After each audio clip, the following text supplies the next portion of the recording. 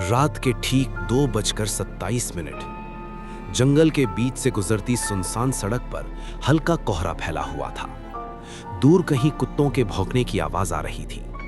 उसी सड़क के आखिर में खड़ा था एक पुराना सुनसान होटल, सिल्वर मून रेजिडेंसी।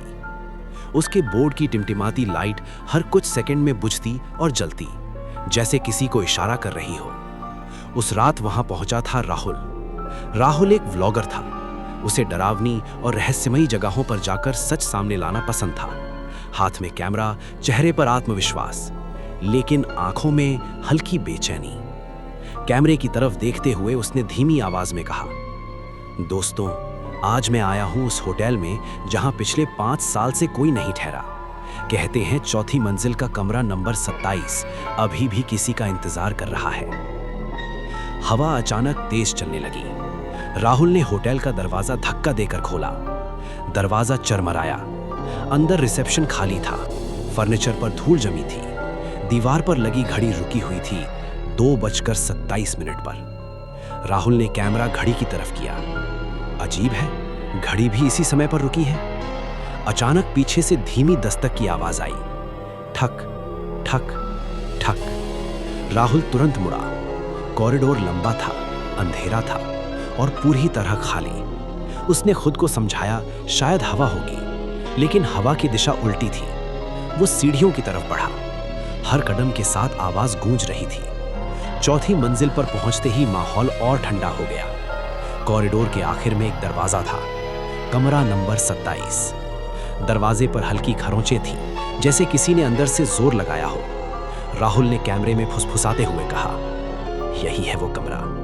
जैसे ही वो पास पहुंचा, दरवाजा अपने आप धीरे धीरे खुलने लगा। अंदर घुप अंधेरा। मोबाइल की टॉर्च ऑन करते ही धूल के कण हवा में तैरते दिखे। कमरे में एक टूटा हुआ आईना था, बिस्तर पर फटा हुआ चादर। खिड़की के पर्दे हल्के हल्के हिल रहे थे, जबकि खिड़की बंद थी। राहुल ने आईने की तरफ कैमरा घुमाया। आईने पर उंगली से लिखा था, मुझे बाहर निकालो। राहुल का गला सूख गया। उसने धीरे से पीछे मुड़कर देखा। कमरा खाली था, लेकिन जब उसने फिर से आईने में देखा, इस बार वो अकेला नहीं था। उसके पीछे एक धुंधली सी लड़की की परछाई खड़ी थी। सफेद कपड़े, भीगे बाल, चेहरा साफ नहीं दिख रहा था। राहुल ने घबराकर पीछे देखा। वहां कोई नहीं था। उसकी सांसें तेज हो गई। ये कैमरे का ग्लिच होगा, उसने खुद से कहा। अचानक दरवाजा जोर से बंद हो गया। कमरे में अंधेरा और गहरा हो गया। मोबाइल की रोशनी दीवार पर गई तो वहां एक पुरानी अखबार की कतरन चिपकी थी। शीर्षक था, युवती की रहस्यमयी गुमशुदगी, होटल में आखिरी बार देखी गई। खबर में लिखा था कि 5 साल पहले एक लड़की इसी कमरे में ठहरी थी।